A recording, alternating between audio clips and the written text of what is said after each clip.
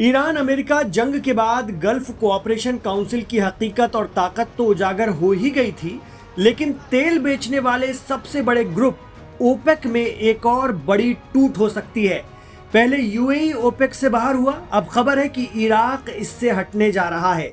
Iraq का कहना है कि अगर ओपेक में उसकी शर्तों को नहीं माना जाता तो वो इस ग्रुप से बाहर निकल जाएगा। ईरान अमेरिका जंग में जैसे ही सीजफायर हुआ था, यूएई ने खुद को ओपेक और ओपेक प्लस से अलग कर लिया था। अब संगठन के दूसरे सबसे बड़े तेल उत्पादक देश इराक ने खुलेआम बगावत का बिगुल फूंक दिया है। इराक ने ओपेक को छोड़ने की धमकी दे डाली है।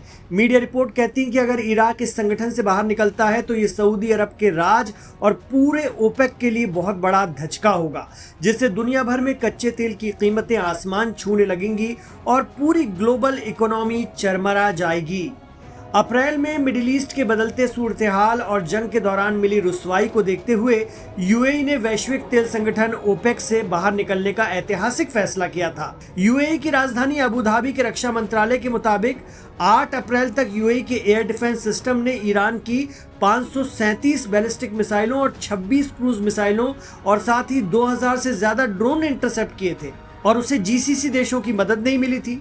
ऐसे में यूएई बहुत ज़्यादा गुस्सा था अरब देशों से और ख़ासकर गल्फ कोऑपरेशन से, जिसके बाद उसने ओपेक से निकलने का अचानक फैसला ले लिया। दरअसल यूएई को ये बात उस वक्त चुभ गई थी कि जब वो पिट रहा था, उसके दुबई जैसे शहरों पर ईरान की मिसाइलें गिर रही थी, तब खित्ते का कोई भी मुल्क उसका पुरसाने हाल नहीं था, कोई उसे बचाने नहीं आया।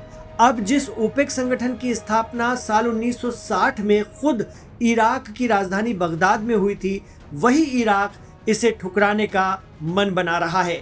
इराक की धमकी ने सऊदी किंगडम के होश उड़ा दिए हैं।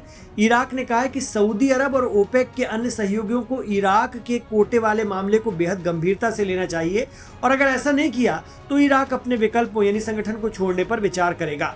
इराक अपनी कमाई के लिए पूरी तरह तेल पर डिपेंड करता है, लेकिन ईरान अमेरिका जंग के चलते उसका तेल प्रोडक्शन और उसका निर्यात बुरी तरह प्रभावित हुआ है। इराक के नए पीएम ने सत्ता संभालने के बाद ही साफ कर दिया था कि देश की अर्थव्यवस्था को बचाना और विदेशी निवेश लाना उनकी पहली प्राथमिकता है और इराक का साफ कहना है कि उसका कोटा उसकी विशाल आबादी और तेल उत्पादन की असल क्षमता के हिसाब से तय होना चाहिए, न कि किसी के दबाव में। मिडिल ईस्ट के जानकार एमएच सूरतवाला कहते हैं कि दरअसल organization of the petroleum exporting countries यानी ओपेक में ज्यादा दबदबा सऊदी अरब का चलता है, या यूं कहें कि तेल के रेट का कंट्रोल ओपेक में सऊदी के हाथ में है। भले ही सऊदी यूएई पड़ोसी हैं, लेकिन यूएई ने खुलकर इसराइल का साथ दिया और ओपेक से बगावत कर दी थी। अब ओपेक छोड़ने के बाद यूएई किसी भी कोटे के बिना या किसी भी प्रतिबंध के बिना अपनी पूरी क्षमता से तेल निकाल रहा है और आगे भी बेचेगा। अब इराक भी उसी रास्ते पर जाने की तैयारी में है ताकि सऊदी के दबदबे से वो हटे और अपनी मर्जी से अपना तेल निकाले और बेचे।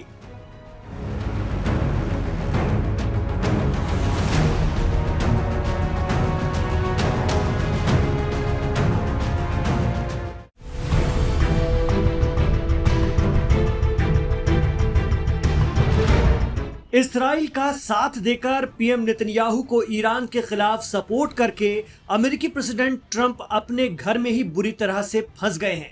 हालात ये हैं कि ट्रंप घबराए हुए हैं और किसी भी तरह अपने लोगों को समझा नहीं पा रहे हैं, क्योंकि जो बातें वो अमेरिका में बता रहे हैं कि ईरान के साथ जंग से हमें ये मिल गया, वो मिल गया, हम जीत गए, मगर उनकी हर बात, हर दावे की हवा ईरान पहले ही निकाल देता है। ट्रंप कह रहे हैं कि अब ईरान अपने न्यूक्लियर और बैलिस्टिक मिसाइल प्रोग्राम दोनों को कंट्रोल करेगा, लेकिन ईरान साफ कह रहा है कि मिसाइल प्रोग्राम पर तो बात ही नहीं होगी। अमेरिका को अच्छा लगे या बुरा, अपने देश के डिफेंस में हमें जो करना होगा हम करेंगे, और दिखा भी है कि अगर ईरान का मिसाइल प्रोग्राम इतना जबरदस्त न होता तो अमेरिका और इसराइल उसे कब का खत्म कर देते। ये तो इमाम आयतुल्लाह अली खामनेई की दूरंदेशी ही थी कि उन्होंने 90 की दहाई से ही ईरान में मिसाइल और ड्रोन प्रोग्राम पर फोकस किया। जब दुनिया एयरफोर्स को मजबूत देखती थी, इमाम खामनेई ने मिसाइल प्रोग्राम पर ताकत झोंक दी। रही बात न्यूक्लियर की, तो ईरान कई बार कह चुका है, डील से पहले भी और उसके दौरान भी, खामनेई का फतवा दिखाकर भी, कि हम न्यूक्लियर बम नहीं बनाएंगे, ये इस्लाम के सिद्धांतों के खिलाफ है, हम गैर इस्लामिक काम नहीं करते। रही बात एनरिच यूरेनियम की, तो ट्रंप खुद कहते हैं कि जब दुनिया अपनी एनर्जी ज़रूरतों के लिए यूरेनियम रखती है तो ईरान को कैसे रोका जा सकता है। फिर भी ईरान कह रहा है कि वो अपने यूरेनियम को डाइल्यूट कर देगा, लेकिन यूरेनियम एनरिच करने का हक नहीं छोड़ेगा। एक्सपर्ट कहते हैं कि होर्मुज को लेकर भी ट्रंप एडमिनिस्ट्रेशन का झूठ पकड़ा गया।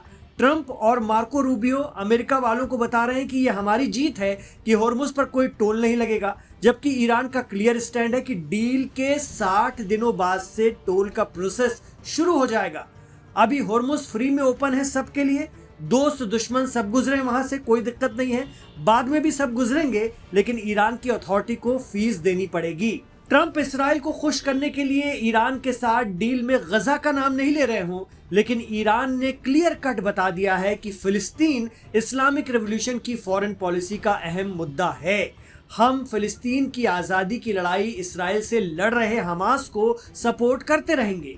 ट्रंप अपने लोगों को बता रहे हैं कि हम ये कर डालेंगे, हम वो कर डालेंगे, लेकिन असलियत दुनिया जान रही है। लेकिन फिर भी अपना जनाधार बचाने के लिए अमेरिका में पीएम नेतन्याहू समर्थक लॉबी को सपोर्ट करना ट्रंप की मजबूरी बन गया है, क्योंकि अमेरिका में हुए प्राइमरी चुनाव में, जिन्हें वहां प्राइमरीज कहा जाता है, ये एक तरह से पार्टियों के भीतर ही उम्मीदवार चुनने का चुनाव होता है और बहुत अहम चुनाव होता है। अब उसमें जोहरान ममदानी समर्थक उम्मीदवार जीते हैं जो पीएम नेतन्याहू के खिलाफ हैं, यानी डेमोक्रेटिक पार्टी में उम्मीदवार के तौर पर गजा जंग का विरोध करने वाले लोग जीत कर आ गए हैं अमेरिका में। इससे पहले अमेरिका में ट्रंप जंग का हुक्म देने का अधिकार भी खो चुके हैं। सीनेट में उनके खिलाफ प्रस्ताव पास हुआ और वो हार गए। अब अमेरिका में सिचुएशन ये है कि नवंबर में अमेरिका में होने वाले मिड टर्म चुनाव में ट्रंप को अपनी रणनीति बदलना पड़ेगा, क्योंकि ईरान को लेकर उनकी आक्रामक नीतियों को अमेरिका की जनता पसंद नहीं कर रही है। जनता ईरान के साथ है और वो अमेरिका की सियासत में ट्रंप की हो रही रुसवाई से पता चल रहा है।